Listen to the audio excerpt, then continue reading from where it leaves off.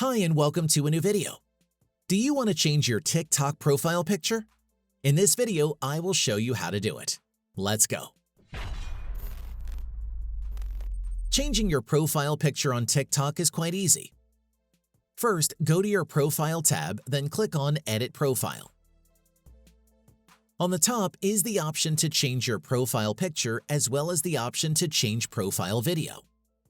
Now, if you click on Change Photo, you can decide whether you want to take a new picture or upload an existing one. You can also select View Photo to see your current profile picture in a larger size. I will upload an already existing photo by tapping on Upload Photo.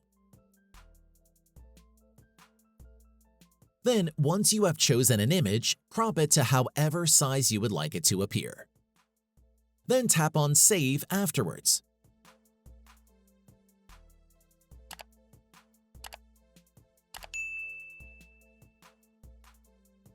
And that's it. If I could help you, feel free to give this video a thumbs up and don't forget to subscribe.